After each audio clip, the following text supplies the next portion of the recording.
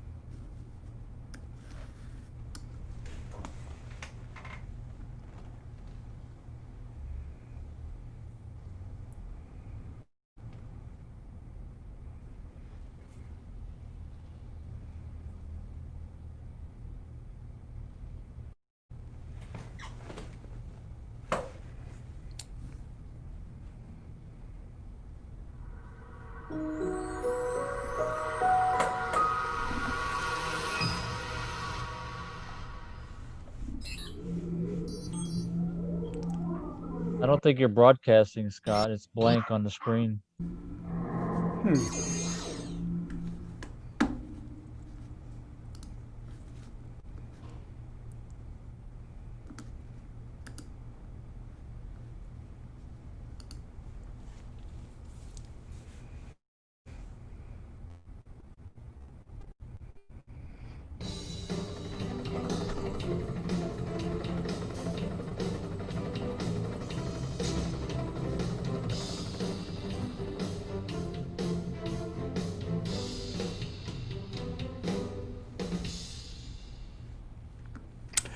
Hello, everybody. It's Scott Roberts and Jerry Hubble. Sorry, we got a little bit of a late start. I tried playing around with a two-camera setup, and so I was a little discombobulated here at first. But anyways, we are happy to have you here today. I am. I promised that we would continue on with our polar alignment talk. With the, we did the iXOS 100 Polar Finder yesterday, and today we're going to do the, the Exos 2 Polar Alignment Finder here. So let me see if I can bring a camera over so that you can see it better. We'll bring this little webcam over here. Let me switch scenes. Okay, so here we are. We're looking at the Exos 2. Let me go to speaker view here. Here we go. All right. And I see some of you guys chatting from YouTube, so that's all good because I got a message just 30 minutes ago that YouTube chat was not working. So that's really cool. Dave Ing says he's got cloudy nights up on his other monitor, and I have the show being broadcast there as well. That's cool. Good. And Wolfgang says good evening. Paul Masters is on with us. Cesar Brolo, Dusty Haskins, Wade Prunty. All of our regulars, it looks like, are here. Yeah, so great. good. Tammy Good. Adams is with us on Facebook. So hi, Tammy. It's great to see all you guys here. So there you go. So, anyways, I've got my little webcam going, and on the Exos 2, where that polar finder goes is back here, and so you're going to see the polar finders on the back. There is a an illuminator here with a rheostat. And on the front of the mount is just this little cover. So I'm going to remove that. And when you go and use this, let me turn this around a little bit more. You need to turn the mount so that the hole is completely clear through there. So let me see if I can get down in here where you can see the back all the way through the mount there, okay? And if I turn the mount around to the back, I've got all these tripods here, so let's lift it up. I gotta get a bigger office. There we go. All right, now you can see the back of the mount. And where a lot of people get confused on this is that they think they have to pay attention to these dials on the back. You don't. You don't have to pay attention to these dials on the back. Okay, what you do need to do, okay, when you install this, and we do this for you, is you know, if you're buying it and it's already got the polar finder in there, we align the reticles so that when you spin this, you're making sure that this thing's concentric. If it's not concentric, there are three. There's a hex bolt here, a hex nut, and another hex nut. Three of them. And what you do is you adjust them by loosening one just a tiny little bit, tightening the other one, and you're rotating the mount while you're looking through this. It's best just to go ahead and aim it at Polaris, because if you do that, you know, Polaris stays pretty much stationary in the sky, and you want to rotate it so that if you have Polaris dead center in that finder, and you're rotating it all the way around, you're still seeing Polaris there, and all the stars look like, you know, they're rotating around it, and that would tell you that you're perfectly concentric with the polar axis. That's important. Okay, so step number one, and you can do this without having the telescope on it if you'd like, is to just level the mount. Here we have a little bubble level right here. Okay, so you'll level it. If you want to get really, you know, a high precision level, this is a flat, you know, this is a flat spot right here where you can put a bubble level on there, and you can really get it leveled out. That would be for north-south. This is another flat spot, and this is more important here. That's for east-west, okay? And then what you're going to do, if you have Polaris in the field of view, right, and I'm going to pull this up. This new camera works out pretty good for close-up focusing, which is why I got it. The inside of that polar finder has a reticle that looks like this, okay? Now there is this little asterism, and I don't know if it actually has a name or not, but this thing that looks like a bowl, okay, up in the sky, is up and to the left of Polaris, okay? You'll notice it says 40 arc minutes and 60 arc minutes, or seconds, excuse me. Maybe, no, that's minutes. 40 arc minutes or 60 arc minutes. If you want to get really, really picky, you can look at where the pole, how far the Polaris is actually away from the pole, and you can put Polaris along that track, all right? But I think this is already set for probably Epoch 2000. There's a little tiny, you see there's a little tiny circle there, and you can just put it there. And all you're going to do is you're going to release the RA lock. You're going to release the RA lock of the mount, turn it, and when you turn this, okay, you're going to see that the whole reticle is going to rotate. You know, when you turn it, it's going to rotate like that, okay, depending on what time of day or month, you know, time of the night it is. And you're just going to get those stars lined up in that bowl as close as you can. Then what you're going to do is you're going to come with the altitude adjustment up and down, and the azimuth adjustment. The way these work is you just loosen one knob and tighten with the other, and then you can make adjustments, and that will adjust the azimuth. And once you have all the stars lined up with Polaris and those 4 stars, you've got a precise polar alignment. It's that fast, okay? And so, The yep, I think I identified the stars, those 4 stars on my chart. I can bring them up in a minute. But I was going to say something else about it, with the Polaris. You really, I don't remember what it was now. There's something you mentioned right when you were talking. I tried to keep it in my head, but I was listening to what you were saying also. that the little There's, circle was where was for Epoch 2000. right, right. I think so. The main thing about that view through the reticle is that it's to scale with these 4 stars. So Right. you'll see them. So let me go ahead and bring up my chart and I can point them out to you on the chart. Okay. I'll pull these tripods out of the way here so that I can actually breathe. All right. I don't know if that's big enough here. All right. So can you see? Yeah. All right. So what I've got is there's Polaris right there, and then this North Celestial Pole is right there. All right. Now, if you back out, the field of view is such that this star right here, that one there, Yeah. this one there, and I think it's this one here.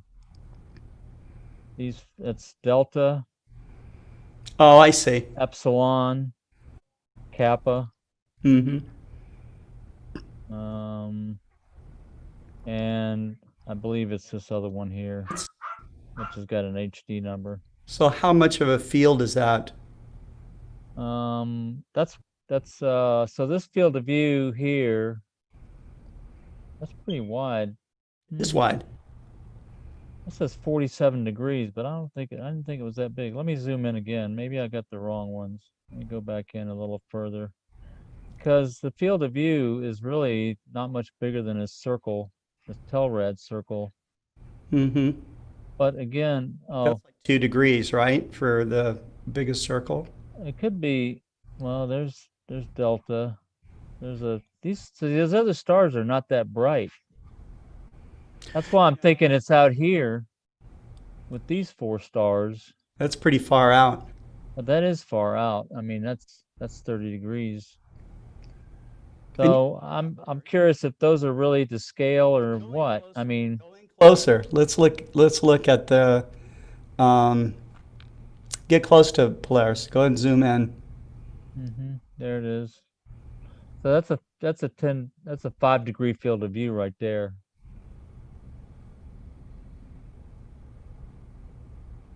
I was looking on a different map and you could clearly see these stars. Yeah, that's a 10-degree right there. So we've got fairly bright stars, but I mean, they're not. Polaris is much brighter than these other stars. That's true. That is true.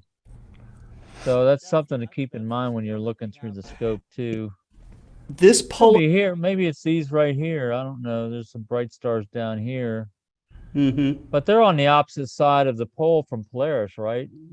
At what relationship is that? Like They could make a 360-degree I rotation. mean, like say the Polaris is on one side of the pole. Where on the other side is it? Is it like off, like over here, or is it over here? And the map I saw was into the upper left. Okay, so Polaris is here, North Celestial Pole here, and it's to the upper left, like up over here. Yeah. All right, so Yeah. Let me see. yeah, I don't know. I don't know. Let me see what I can find here. That's this is a 20-degree field of view right here. Is there?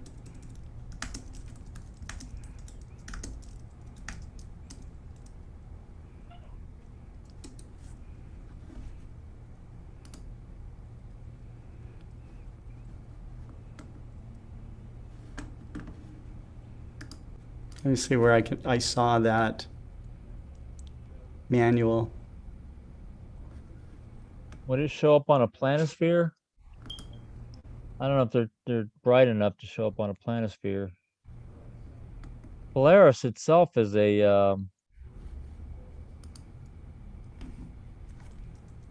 a magnitude 2. It's a second magnitude star, which is pretty bright. But maybe it's these 4 stars right here. I don't know.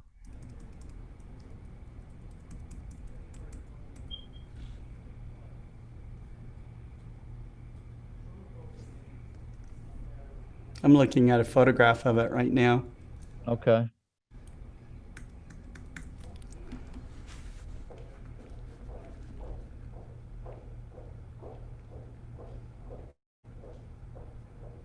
This is not a very good photograph. Let me stop sharing my screen. Yeah, I'll share my screen here.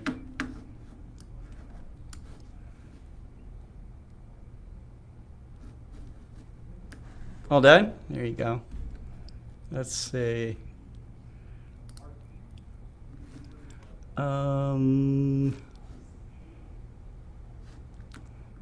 Just has desktop. Oh, here we go. Here we go. Let's share that.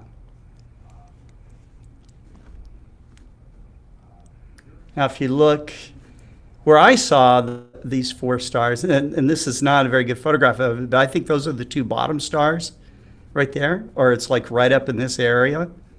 But it's about this region. So it's going to be kind of up and to the left with a dipper, a little dipper handle like that. So it's going to be like in this direction. So that's where you're going to look.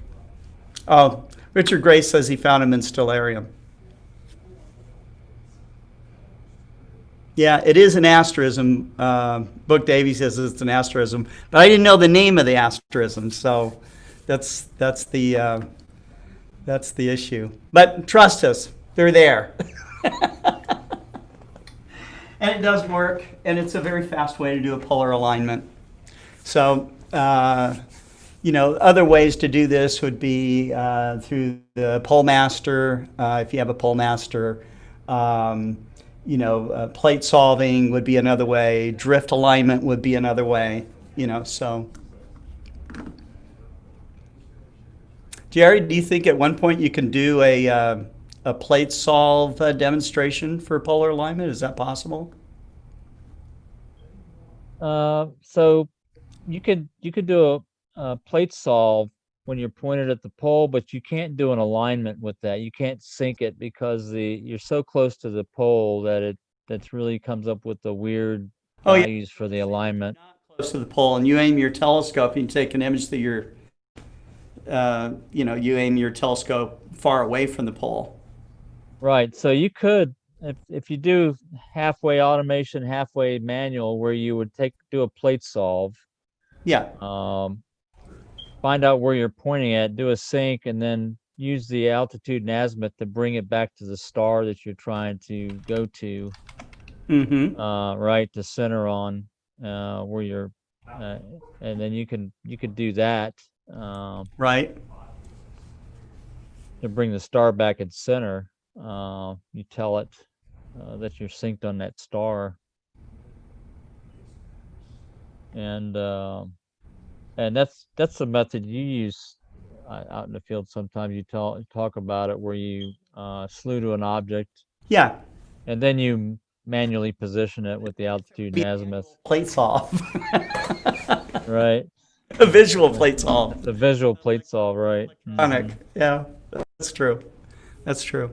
But we'll get further into this. So I guess the next thing I would like to work on, you guys have to give me a little bit of time, but I want to show how to do drift alignment. And then I want to demonstrate how to do a daytime alignment. And I think that'll be a lot of fun. So right now we always battle clouds here in Arkansas, but there's going to be a clear day here. Maybe I have to do it when it's clear and just make a short video clip and show you how it's done. That's probably the most prudent thing instead of watching me kind of get messed up with clouds or having to wait an extremely long time. So I think we're a lot like the UK. Sometimes we get clear skies for a period of time, often not all night long or all day long. But I can see it's great. YouTube is working again. Oh, good. Our streaming service and our chat service that we use, they put up this warning, and that warning came up, I don't know, 30 minutes ago or 40 minutes ago, and they fixed it in that amount of time. So that's really responsive. Um, but up next is you, Jerry. What's going on in the OpenGOTO community? Well, again, it's been fairly quiet. Me, let me look in the, I was looking through the post today, and it's really just a continuation, people commenting on previous threads. Um, just some little miscellaneous things. Let me see. I'll bring up the, we do have, I think, a feature request. Let me see what we have here.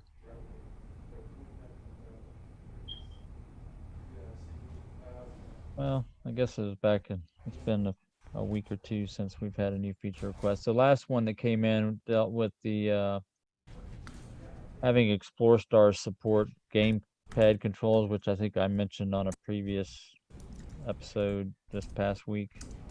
Mm-hmm. People wanting to add gamepad controller to the Explore Stars.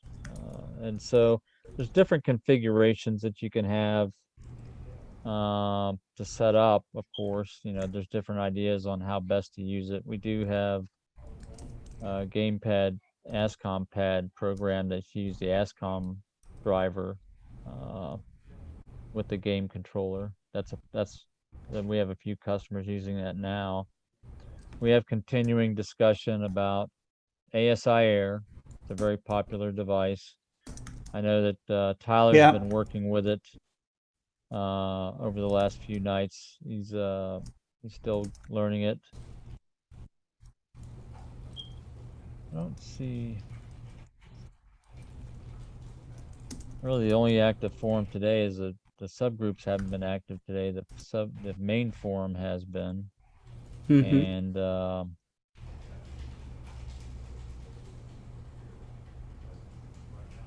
one then there's a continuing discussion about backlash on the IXOS 100. Mm-hmm. Um, Bob Hoskins posted information on adjustments for the Exos 2, and he talks about that. People were asking about that document. There's just general beginner discussion about how to get things working with ASCOM and Stellarium and SharpCap and ASCOM Pad and Exos 2, that type of stuff. I see. I see. Nothing. There's a procedure that Jay Richard posted on. Let me go to that. I'll just show that real quick. We can look at that and talk about it a little bit. It'll take me a second here to get on here, get it sized correctly.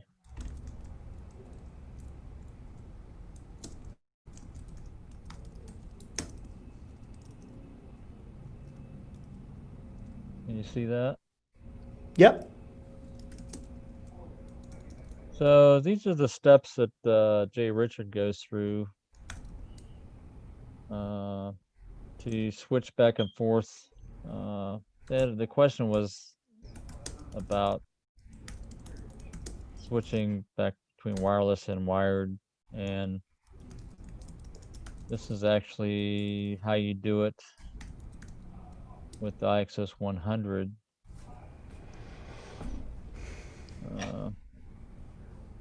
So there's this detailed procedure there that he posted, which basically is what we posted before. It's just this is a more detailed for the beginner. I see. Um, these instructions are are part of the, I think part of the comments from this guy Voyager. I'm not sure who it is, but he said the instructions weren't complete that come with the configuration manager, and I'll bring that up. Also, we can look at those instructions. Now this text is going to be smaller. I'm gonna have to share that.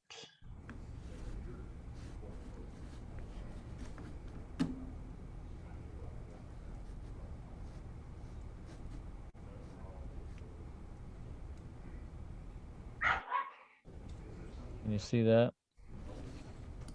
Yep. I don't know how big that is. I'm looking up at the, okay. So on the configuration manager, you have the tabs up here that do things, but the first tab is the instructions. And basically it just goes over in general what it's about, how to use the program, talks about the connection tab, make sure you're fully connected, specify your amount, click to find your current connection, the Explore Stars tab. So the instructions basically go through each tab and what you can do with that tab. All right, and you can see there's only like 3 or 4 steps that Chris talks about there. Okay. He does, and then he talks about common problems. So one thing we can do with this, since this is an OpenGOTO project, we can get this text updated to be a little more comprehensive. Kind of like what Jay Richard had in the, let me go back to that.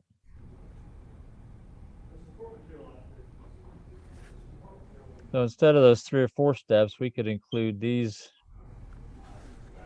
more comprehensive type of instructions, I think. So, so for like this, for the instructions he has here, he's got 30 steps here listed. Oh, that's nice. So it's a lot more detail, kind of steps you through it a little more, more detail there. Yeah, do this, do Shows that. you what you can expect,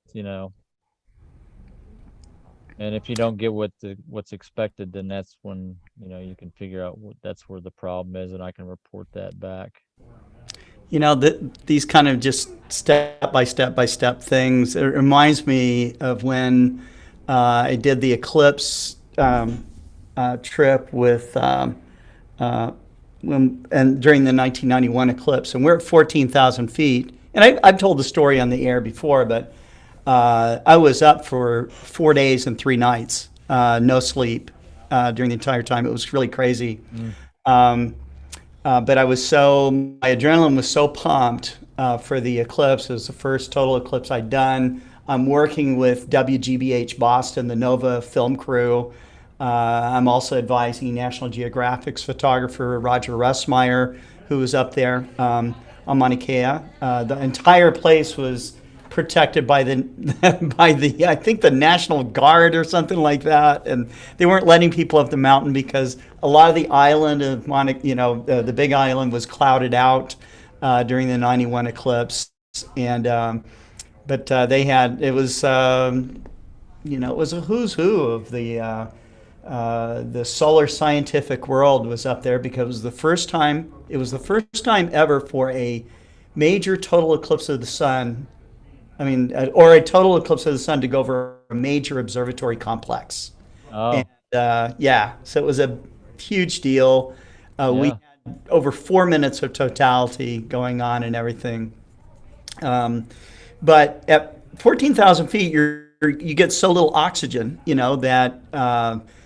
that everybody had a step-by-step, do this, do that, do this, do that, don't forget the screw, all these little things, because you will forget, okay? And if you're up late at night and you're working with your scope or whatever, sometimes it's nice to have something like this. I'm sure, Jerry is a pilot, so I'm sure that they go through, the check, when you're doing your walk around the plane and you're checking everything out, you just want to make sure that you're doing everything. I don't, Right. do you just do that from memory or when you? No, so there's two levels of checklists basically, and I was going to bring up my book because I've got checklists in there to show you. But so in terms of you've got standard normal checklists and you've got emergency checklists, and you commit emergency checklists to memory, but there's a procedure and there's a checklist. There's a difference there also. The checklist is really something where you have it pretty much to memory, and then you go back and check it to make sure you covered everything.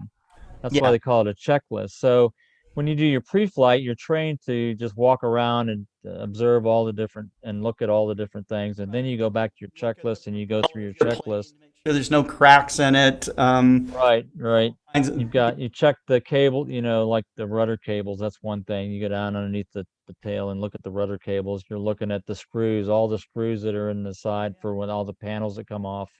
well, There's a lot of different things. it can be bad, so Yeah. especially up in the air.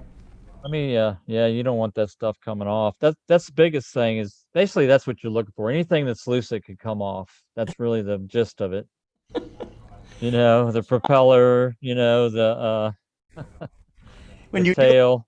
astronomy, you want, I mean, a lot of the, I mean, sometimes things happen, it's a once in a forever opportunity, where you might make a discovery or something like that. So you want your gear to be really dialed in as much as possible, especially if you're doing astrophotography, because you might capture something that you didn't realize. There are many, many times when there were discoveries made, a supernova or something like that, and and then amateur astronomers will go back and they'll go, "Hey, I was imaging that same night, that same area.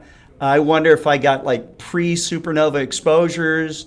Or got the ingress of brightening, that kind of thing. These are really important data points for people who do supernova research and any kind of slightly transient phenomena. Near Right. Earth crossing asteroids, PHOs. All of these things. You'd be surprised what you might capture. And then you become part of the research and in a real way part of the discovery of it too. So you may not get your name on it, but your data point will become very, very important. So Right. What I've got up here right now is out of my first book, Scientific Astrophotography. I've got a bunch of different procedures or tasks or mhm. that I wrote for people to use. So, for example, how to collimate your astrograph or your telescope. It's got a description, the objective, it's got a Yeah, chapter reference, and then it's got the equipment used to do this. And then I've got the step number, the tasks, which is notes in front of it, and I kind of highlight. This is kind of like standard procedure terminology in a nuclear field where you have if, then type stuff, yeah, notes ahead. You always have a note in front of the step so that you understand what you're getting yourself into. If there's something special to keep in mind, like this step should be performed indoors in order to easily see the internal components of the astrograph. Okay, so what you're going to do, and this seems like kind of little am, but what you're doing is you're aiming it at a bright white surface using a chest or eyepiece, identify the internal concentric component, and it's like a little donut that's in the center to identify the center of the mirror, right? That's what I'm talking about here. yeah. And then there's a note on the side also. Insert a medium focal length eyepiece, slew your mount to a bright star, and adjust the focus. This is the kind of detailed procedure uh, that helps you keep on track, and that helps you understand what you're doing and why you're doing it. That's right. So, for example, this note here, it says observing the donut-shaped star image. within the medium allows you to determine the amount of offset in the collimation and guide you in the fine adjustment of the secondary of your astrograph. So having this type of detail in a procedure just as a training procedure, and also really it's for training. Yeah. That's what it comes down to. You're not gonna use this thing. There's different levels of procedures we had at the nuclear station. One was called a reference procedure, Okay. kind of like a checklist where you would go through and you read it and you understand the scope of the work, and then you would just go do the work. The other one would be like at the other end of that is a verbatim compliance procedure, where you would have the performer and then the check person that's next to you watching you perform the procedure. I And see. and you would perform each step as it's said, and then you would check it off and initial it as you do that step. And it's verbatim compliance because you have to do exactly what the step says, nothing else. If you go outside the scope of that step, or if you do something different, you can't do it. You have to go ask for a procedure change. That's how that's how anal these procedures were at the nuclear station. They were verified procedures that were tested through, hundreds of times. They knew they worked just as they're written, and you want to do that. But that's not what we have here by any means. But that's the kind of level of procedures that you could get into. Maybe there's and it's in terms of safety stuff, you want to have that type level of compliance with procedures.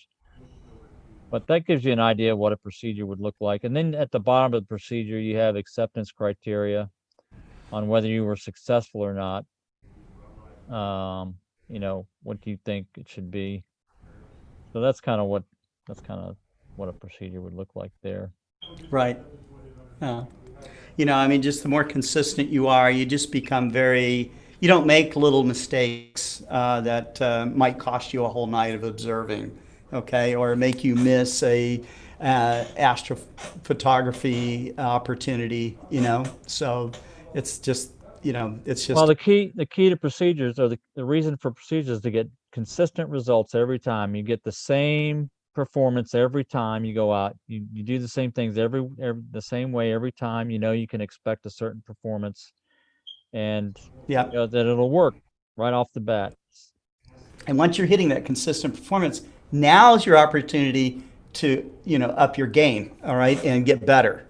So then you can layer on another level of, some other skill or procedure, or using a new piece of gear, that kind of thing. And it's not like you're starting all over again. So it's just, it becomes a smaller task. And in that way, you just keep getting better and better and better. And that's Right. so. So the next thing I wanted to talk about here, if you were at the last Global Star Party we had, it was either the last one or the one before. Anyways, we have Marcelo Souza, who's a cosmologist in Brazil. He's up in northern Brazil. And we, a long time ago, in fact, 2 years ago, we had run a publication through the Astronomy Outreach Network that Explore Scientific was sponsoring, and it was a magazine called Skies Up. The lead editor on that was David Levy, and at one point we just did not have the bandwidth to continue on with the magazine, but I'm happy to say that today that we are making Marcello the senior editor on the magazine. Oh, cool. So I'll share my screen here, and you can see what the old magazine looked like. So this is Skies Up. It's still available. I mean, you can still see old issues of it. And we did. This is a Portuguese version. At the time we had the only Portuguese version of the magazine itself. But this is going all the way back to 2017. So this was during the total eclipse. And it was crazy. Right. It was crazy, as you might imagine. So we had to stop publishing, but we are going to revive this. I think a thing that's kind of cool is that we're going to rename the magazine. The magazine is going from Astronomy Outreach Network to the Explorer Alliance. It'll be an Explorer Alliance publication. It'll be published in both English and Portuguese to start, but we work with astronomers now all over the world through the Global Star Party. So we're going to open up contributing, if you want to volunteer to be a contributing editor, if you're a good science writer, and you want to write about your passion of astronomy, then, we're going to be accepting articles for review. And, we have a real scientist that's going to be, checking the work and that kind of thing. So that's cool. And Marcelo has a group of university students who will also be working on the project. And so I'm really happy. But we're going to have a contest to rename the magazine. So, Jerry, I didn't even talk to you about this yet, but Oh, that's cool. about how we would have how we would run that contest. So do we do it on groups.io? Do we do it? I want a big, broad audience to be able to participate in it. So I guess the first thing to decide, I know the Skies Up magazine had pretty broad. It was geared towards an audience that was from beginners to it was medium to family medium type. families, right? We will still have it where it's for a general audience, but a general audience of astronomers. So Okay, so that's one thing I wanted to see what the audience is, and then what's the scope of the magazine in terms of the content? It's just any astronomy related. Could it be not just amateur astronomer or astronomer activities, but also NASA activities or not?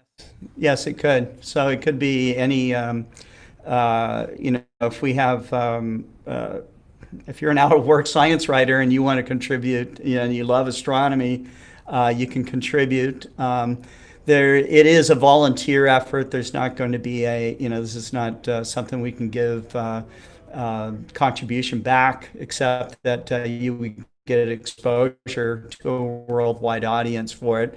Subscriptions for it will be free. So that will be, yet another magazine subscription, along with Astronomy Technology Today, that Explorer Alliance members can get. And so that's the deal at this point. So I'm kind of excited about it.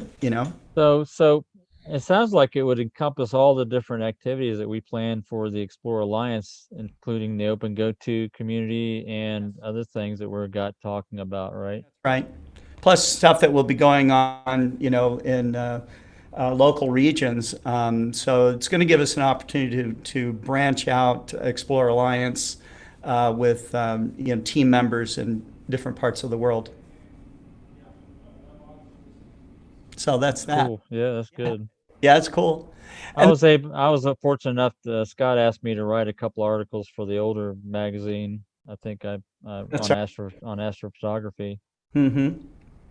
That's right. We had the old magazine ran for about 3 years, and we had really cool interviews. We had Story Musgrave, Linda Spilker, who was actively working on the Cassini mission at the time. Buzz Aldrin did a 10 questions. We actually had school children in out of a school district. We would get science teachers to have questions submitted by the students, and then the science teachers themselves would vet the questions and then submit those, and then we would have a scientist answer them. One of those people, was of course astronaut Buzz Aldrin. That was really cool. I caught him on his way to, because he was always flying to somewhere, giving talks and stuff at the time. And we had recordings of his voice. And so you could actually play them in the digital magazine. So those are things that you can do with a digital magazine that you can't do with, of course, print, We can run videos in them. We can run audio through them, that kind of thing. So it's really cool. So I'm again very very excited to have it, and it'll be cool to have the community name it. So that'll be a lot of fun. This will, of course, naming this will be something that you have to be an Explore Alliance member. You go to explorescientific.com/alliance, join up. We are this contest, and Jerry and I will figure it out, and maybe tomorrow we can get it launched. Um, Certainly by Monday we'll have it launched, and then we'll have a prize that you can win if you're the person that we submit, or it gets the winning submission. So and we'll That's have cool. judges are and stuff. It can't just be us. So I want to have a community judge, community named, to make it your magazine. So that's Right, right. that. And then the last thing I want to talk about, unless you have Jerry, do you have any points you want to bring up, or? No, I was just thinking that you talk about the Skies Up magazine, new one. Uh, a lot of clubs have newsletters for their clubs all over the United States. That's right. And that might be something. I was just thinking, I know the Rappahannock Astronomy Club, my club, we have a very good newsletter that's been published continuously now for since 2012. There was an old version, but it was dropped off for a while. We Mhm. revamped it, and the goal of our newsletter was basically to record the history of the club activities, is what it comes down to. Because people were wondering what good is a digital version of a newsletter now when you don't have a hard copy of it. It's like an archive of activities, and that's what we use it. But we also have a lot of different other articles in the newsletter also.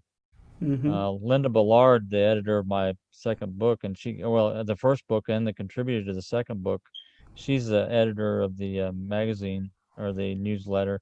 Hmm. So maybe we do that, when we talk about different activities in different clubs or different in the community all over the United States or all over the world. Maybe we kind of highlight some of their publications also, um, to share more information about how you can get in touch with them and see what they're doing instead of us. We can only report so much on activities, but clubs have their own activities, archived somehow, probably with newsletters. So that's what I was thinking. Yeah, maybe there's, as clubs want to contribute within the magazine, it's digital, so we can have as many pages as we want. We will have a firm cutoff date, and currently, although we're not quite in the middle of the month, but we're darn near. Marcello's uh, uh, wanting to have a cutoff date for submissions at the end of this month. So again, I need to get in touch with him. We'll put up a page on explorescientific.com, and have a placeholder for the magazine and where you can send submissions for publication. And so we want to be as inclusive as we can, but also give a narrative that will make sense for our global community. So also, I did want to. We have some comments here from the chat, and I know that Paul Meisters is working with his PMC-8 in Germany, and he says it's still missing in action. I wonder if that's a shipping issue, Paul. I don't know, but I think through tracing or tracking, they should be able to find what's going on. Has he has he just ordered it and hadn't received it yet? Is that what he's talking about? No, I think he was getting some work done on it. I think that was possibly the Wi-Fi issue. It's Oh, possible. so it's gotta get to Germany, and then they've got to contact us when they receive it, right? So, Yeah, and so I know that Ingo has been on vacation. He would normally take care of this. It may have been routed specifically to him. So, but I saw that Tom is on the job there. So, but once I did reach out just to offer a couple of times if they needed any additional resources, like from you, where you could get in and configure something if that needed to happen. Uh, right, right. Feel free to stay in touch with us directly, and I think that Tom will be very responsive to you. But again, we'll all try to help you as things go along. Rudy Hernandez, I can't wait to get the AR-127. I love your stuff. Thank you, Rudy. That's awesome. Gary's watching. Gary's going to be on with us with the Global Star Party 8 tomorrow. So looking forward to that. Gary, I will touch base with you on Skype just to kind of review some things to get prepared for tomorrow. Chuck Staw's with us. Richard Gray says, "Nice work with the cameras." I don't know. At least it was on a tripod, okay? Let's see. Cesar Brolo watching from Argentina. Without counterweights, really less weight. That's right.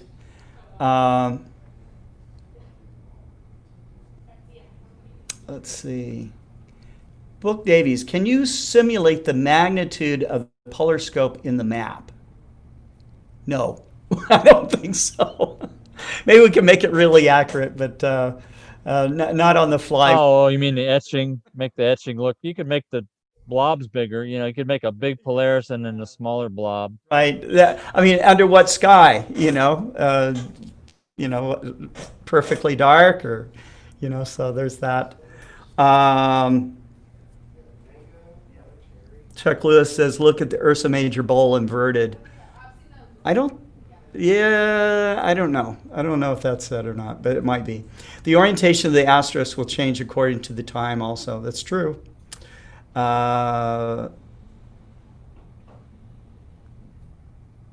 Let's see. Sorry, I'm a little late. Had a power outage due to our federal government-run electric company. That was from Mike Wiesner. That's TVA, Tennessee Valley Authority, I guess he's talking about. Oh yeah, you would know that. Yeah. James the astrophotographer, doing okay for a dreary Thursday. How are you, Tyler? I think Tyler's excited to get back to the office here. So. Yeah. Richard wanted to know, what kind of camera did I use for your close-up shots? Richard, it does really excellent close-up. It's a Logitech C922. I just bought it. So I was trying to use it on my Mac, but it was like blowing out everything. So I think there's settings I have to make on it. It works good on the Windows machine, which is what I was coming through on. Dillip says, "Love to see your drift alignment. Missed your session last night." I did text and let them know that all of our sessions are recorded and stay on Facebook and YouTube and Twitch and Twitter. And you can just go to explorescientific.com/live and click on our official channels to see our videos. What episode is today? Is it 66 or 67? We're at 67, I think, right now. I can't remember. 70. So, yeah, 67. It's crazy. Marco says, "Waiting for UPS to deliver my new Exos 2 GT PMC8 today. Can't wait to set it up." That's cool. Yeah, let us know, Marco, if you have any issues. We'll get you going.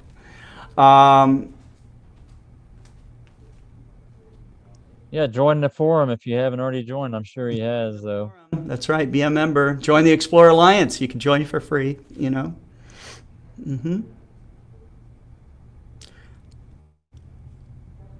Did our program end abruptly yesterday? I don't think so. It was just a shorter, we were 45 minutes or something. Was it? It was a shorter program than usually we go on for an hour and a half.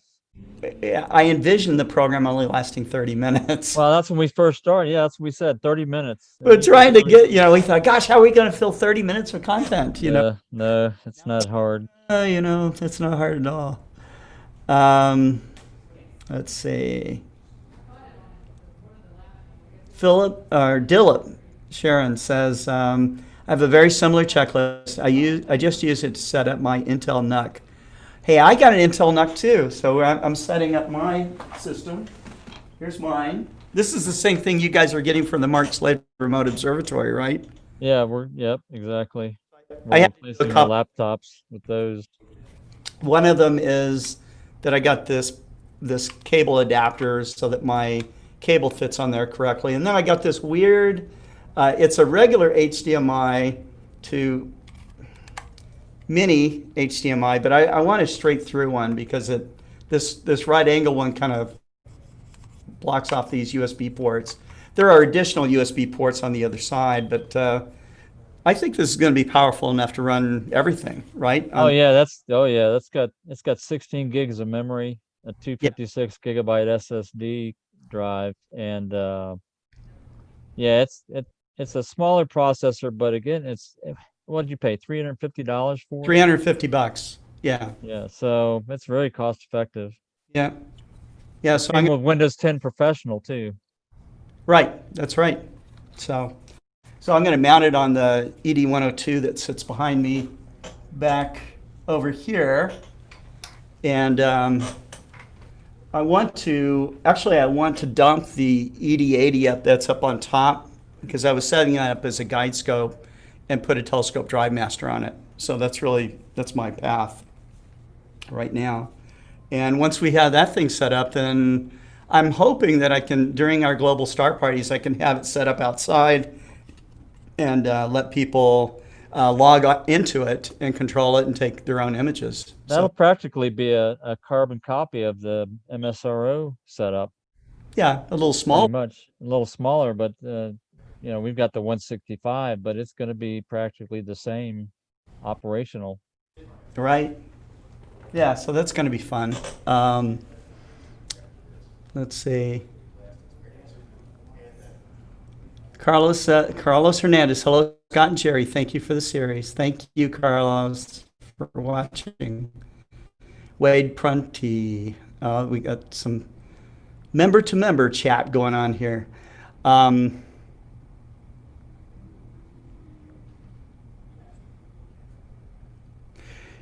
Wade wants to know, can we ship the PMC-8 with serial enabled?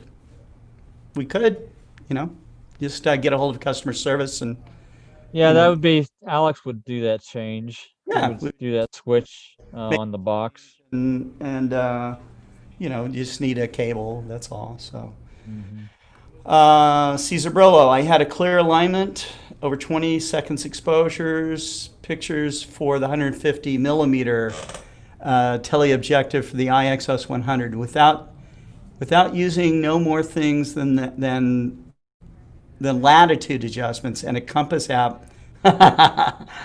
So he was kind of doing the compass app and knowing what his latitude was, Right. and so he was able to get images of Jupiter with it. He said he was on it for more than 2 hours at 1,350 millimeters. Oh, The three that's extender with the 3x extender as well. So yeah, that's good. And it was tracking pretty well. that's really good, Caesar. Um, we were talking about how maybe you might forget something at 14,000 feet. Uh, Paul Meister says, I have that at sea level. It's just good to write this stuff down, so. Yeah, write everything down and then use it as a checklist to make sure you're good to go before you commit. Eduardo Simone. So I am late. What did I miss? And hello, everyone. You missed everything. Not really. We just talked about polar alignment. What did we talk about? Polar alignment, the OpenGOTO community. And checklists and the importance of checklists. Yeah, Skies Up magazine coming back, but it's going to be renamed by someone like you guys. So, Um, Wolfgang, uh, let's see. Larry Byarge. He says, I got a question. I have an EES ED102. I've seen some 0.8x focal reducers for refractors and my 0.6 reducers for the SCTs. I'd like to have a 0.6 for my scope. My question is, do they make such an animal? And if so, can you get one without breaking the bank? I'm not sure what breaking the bank means. Well, if you got you can buy a 2-inch one, and there's 3 inches available. We offer a 3-inch focal reducer, but 2-inch focal reducers are fairly reasonable. I think $300 maybe, $200 to $300. So, I would recommend, we have a zero power field flattener for that scope. I have not personally used a our 0.73 inch on it. Okay. But I imagine that would work. The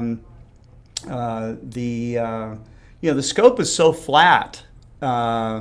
Anyways, I mean, just its native design, it's pretty flat. Unless you have a huge chip, I wouldn't worry too much about it. And if you're worried, if you're thinking about going flat, but if you are thinking about going really wide, then I would look around at some of the reducers. It's an F7 instrument, so that you need to check whoever you're buying it from. Is it optimized for F7? That's the real key here, with field flatteners. Jerry, when was your book first published? If early 2000s, show the page near front with the list of other practical astronomy books. Curious if mine is listed. Oh, that's Mike Wiesner. Oh, my book, my first one, Scientific Astrophotography, was published at the end of 2012, and then the second book, Remote Observatories, was published in 2015 at the end of the year. So I have to go back to the Springer website and see when your book was published. You don't remember when it was published, or I'm sure you do, but I don't know what the question was in terms of that. He was just wondering if his book was also listed in the series of those. So I think on the books, depending on how old it is, they list the other books that are in the series. I think that's what he's talking about. So I He's have to go talking back about. and look. I don't know if that's in my book or not, to tell you the truth. I don't know if because by the time my book was published, there was over 100 books available in the series, and I don't think they put them in the books anymore. Yeah.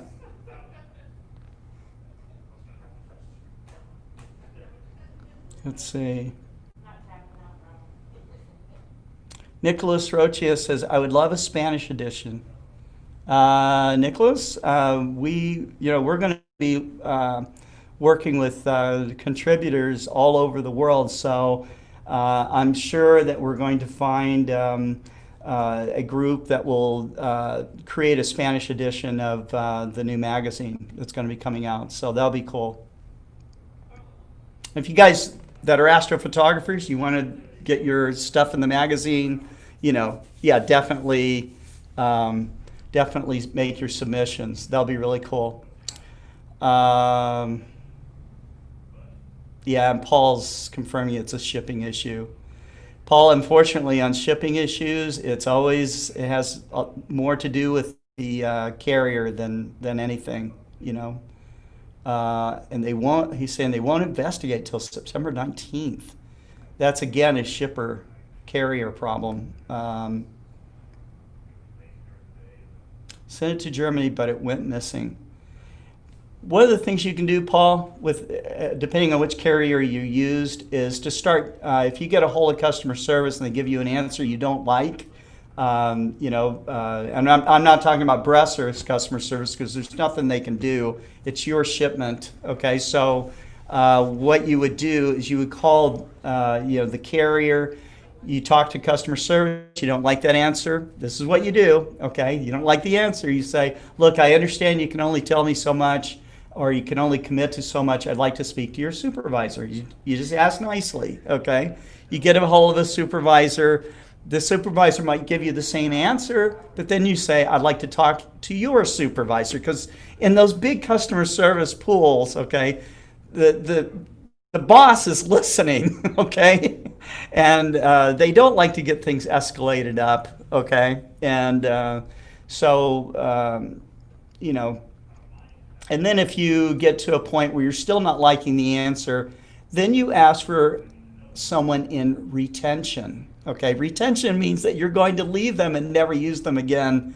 Usually in a lot of companies, you know, we're a small company, so everything happens right here. But in a big company, there's separate departments and they're incentivized differently. Okay, so customer service guys are incentivized to keep working within the framework. Managers are incentivized to get problems solved quickly so they don't escalate to higher levels where it will cost them more money to deal with you. Okay. Retention is incentivized to keep customers almost no matter what, okay? So this kind of strategy works for almost everybody on everything.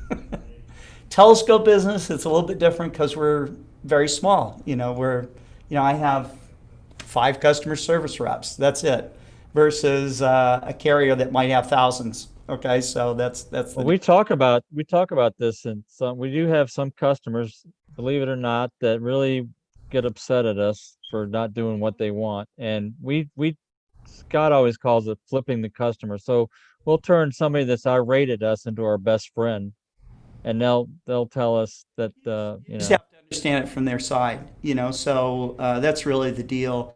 And a lot of times there's a big misconception that the telescope industry is this huge industry, okay? I was talking to someone today and they were asking me how big the telescope industry was, and the closest number we have, because we're so small that we don't even have a trade organization, okay? Most industries have a trade organization that they belong to. Telescope business is too small for that. But best estimates, worldwide sales, all players combined, from toys up to the most advanced and expensive telescopes, from everybody all over the world, is about $350 million a year, okay? There's a lot of companies, there's probably companies that sell soda straws in one region that does $350 million a year, or in less time than that. So it is a very niche-y kind of business.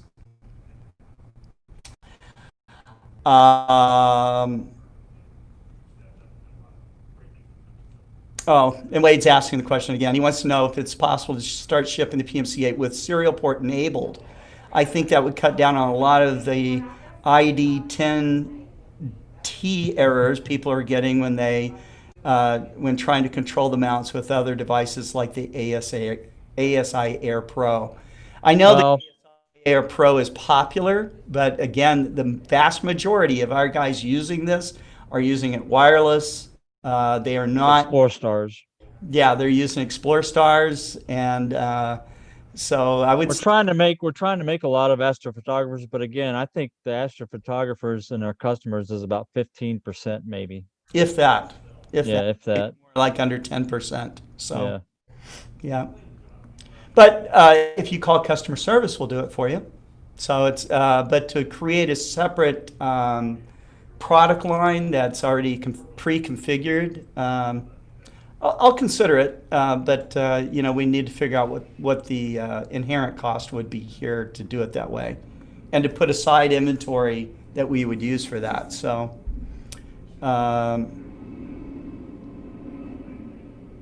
Richard Gray says Explore Scientific just needs 3 more followers on Twitch to get a subscribe button, among other cool things. So maybe we should join ourselves. I'm already joined. Yeah, we'll make up 3 other people. We'll make ourselves, Yeah, that's right. We'll just spam our bomb, like really photo bomb. Yeah, I don't know what you call it on a social media bomb or whatever.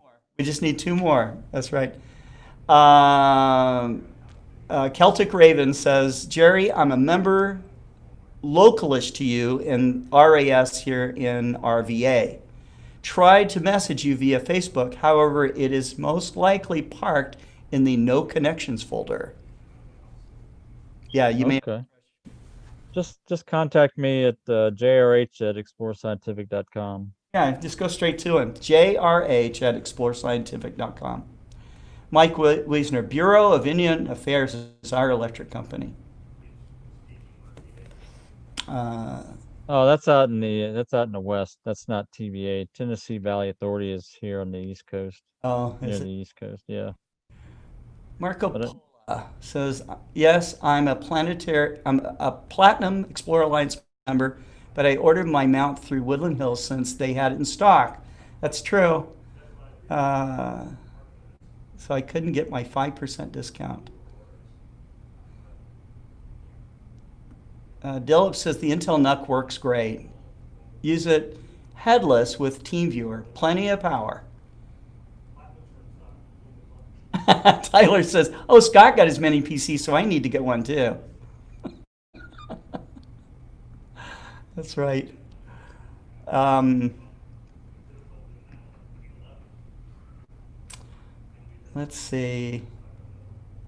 Oh man, a TDM is my dream. That's right. it's a great piece of equipment. It works awesome. Paul Meister says, ship the PMC8 with Wi-Fi configured? Question mark. Yes, we do. I know that you have a problem, but we'll get it fixed. Marco says Woodland Hills still has the Comet Hunter on their website and it says limited quantity coming soon. And they let you place an order as back order. Are those really going to get restocked in the future? Marco, we are trying for them. I can't make a guarantee of that at this point. So, maybe they need to update that a little bit, okay? Because I don't know that it's coming soon, okay? That's the only issue. But do I think they'll get more? Maybe. Starzona has 0.6 reducers available for refractors. And Marco, I have talked to the people at Starzona, and I understand they're making a very nice system. I haven't used one myself, but there's a guy there named Scott, the other Scott, and he's an astrophotographer, a really good one too. So you might ask to see some images done with that 0.6 reducer. I imagine it's really good. Michael Whitaker, I've seen Polaris and Coachab lined up with the weight bar for polar alignment. Don't know how accurate that would be. Actually, that might Yeah, not. I've seen that. I've seen that method. That CoCab method is people like it. I mean, people use it, so it probably works pretty well. Super fast way of polar aligning. Yeah. David Ing says, for reducers, do you need to match it to the scope, focal length or focal ratio? Focal ratio is really what they're going after. Oh, yeah, that's right, Dave. I did answer the question. Let's see.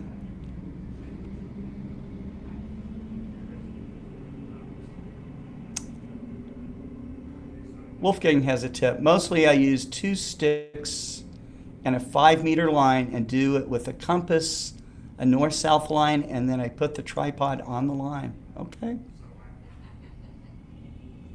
Dusty Haskins, Scott, would something like the Neowise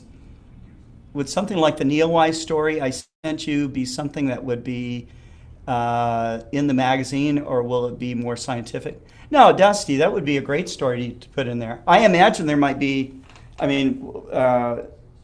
certainly Marcello knows, scientists and those kind of people around the world that may be contributing, but we do want to put in, amateur contributed articles in there. So, yeah, I would definitely submit that. I just thought of something. We need to propose a difference in term between amateur and professional. It's called big telescope astronomers and small telescope astronomers. But what if you're doing exoplanet work with a 4-inch telescope? I would tell you my scope is a small scope. You're still an astronomer. It doesn't matter. It's just the equipment. It's based on the equipment that you have access to. Without telescope. How about the naked eye guys? Yeah, you could, or you could say paid and unpaid. That's right. Yeah, volunteer astronomer. Yeah, volunteer astronomer. That's better than amateur, maybe. I don't know. Yeah, yeah. I mean, you have the same thing with firefighters, right? You get firefighters that are paid in cities, and Volunteer then fire, you got right? volunteer fire departments that are professionals. Aren't they? Right? They're keeping your house from burning down. They're professional firefighters. They just happen to be volunteer. That's right. Yeah, that's right. Volunteer life-saving people like Ajay Sagal. He volunteered to save people's lives. As a volunteer, first responder kind of guy. Caesar Broa, more accessible and great customer service from that I've never seen before. He's talking about ES. Thank you, Caesar. That's very nice. And James is chiming in. Thank you very much, guys. Daving says lots of lots of laughs. ID 10T error. The fix is to RTFM. That's right. You got to read the fine manual. You got to read. Oh, you have to read. That's the thing. You can lead a horse to water, but you can't make him drink. You can't make him read the book. Yeah.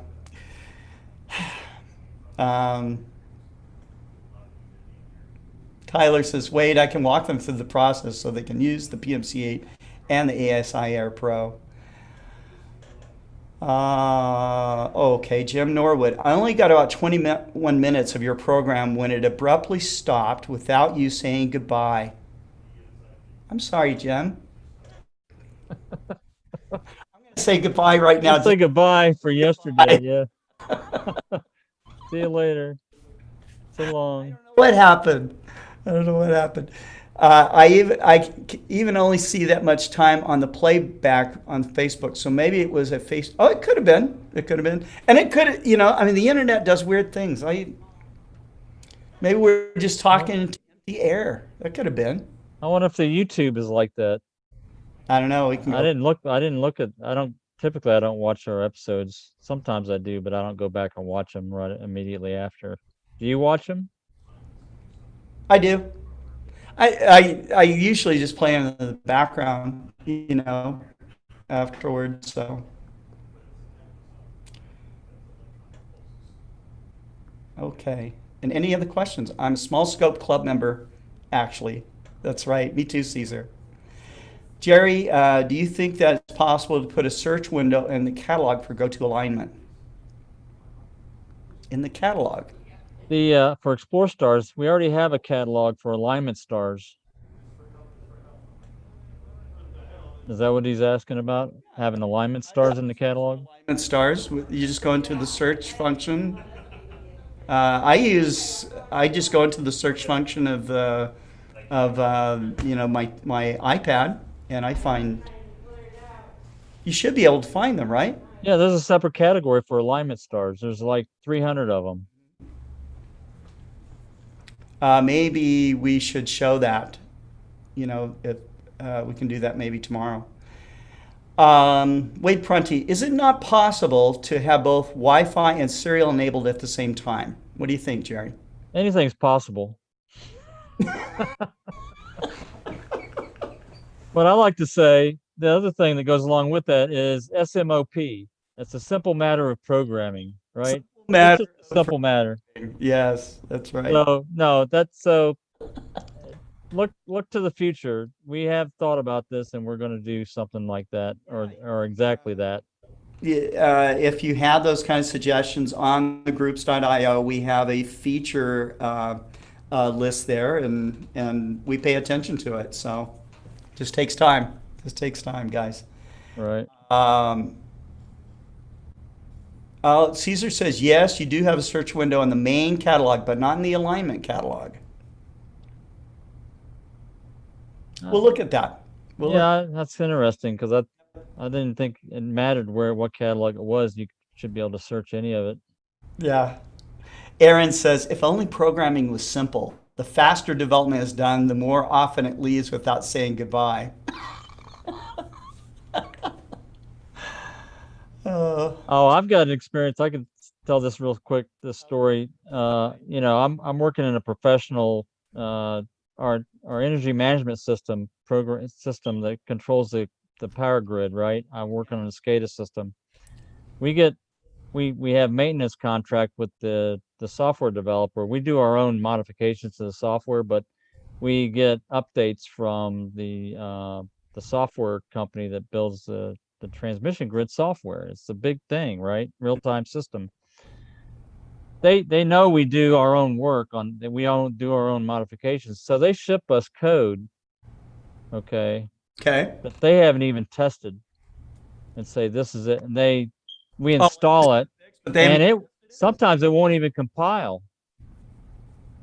They'll ship a source code that they changed and said, "Oh, this should work," and they ship it to us. Not even so. That's a goodbye thing. So okay, here you go. It's like they throw it over the wall. Yeah, yeah, Yep, yeah. We're done.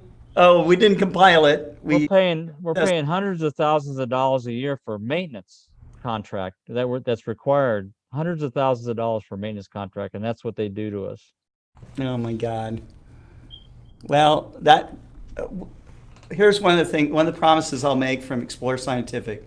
We will never charge you hundreds of thousands of dollars for a maintenance contract for your telescope. Never. It's free. So Pretty much free once you buy into the system.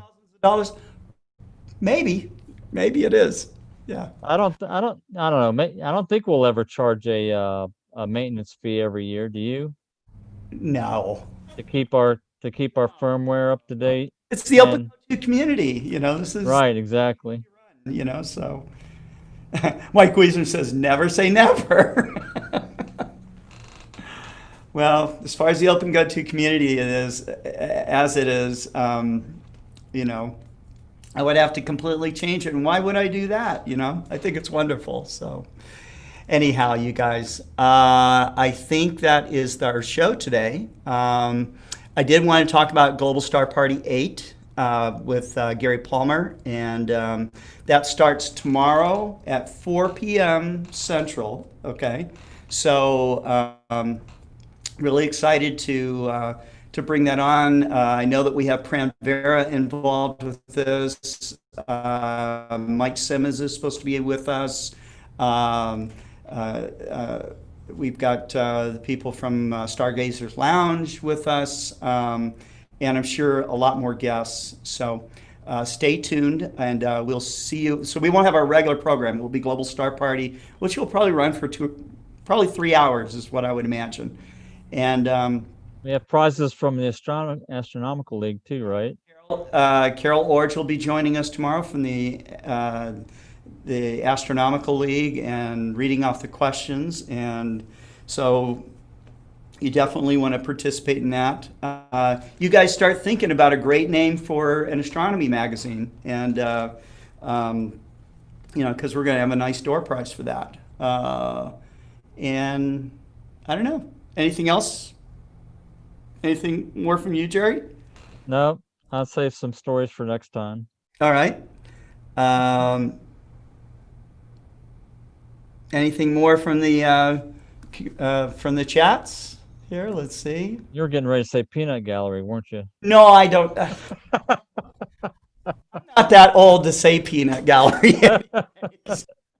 And I'm older than you are, so you're not old enough. Yeah. Uh, You're about a year older than me, I think. yes, I am. We are following. So does that qualify me for one of those AR 102s? Smile, smile, smile. Almost. You got to join the Explorer Alliance. Okay. CFox says this is an off-field question, but do you know if there's a replacement mount head clamping knob available? A replacement mount head clamping knob available. A replacement mount head clamping knob available. I've just not been able to find one on the net. If you are trying to find a replacement part for one of our telescopes, just get in touch with our customer service department. You can get on our website and talk. You can chat live with one of our customer service reps, or you can put in you can go into our customer service portal. You'll find out that up under support, and put in a case, and then we'll get back to you. We should be able to help you if it's an Explore Scientific product. Yeah. I'll tell you guys a secret that Scott does a lot. What's that? You give this stuff to people. You don't charge them for it.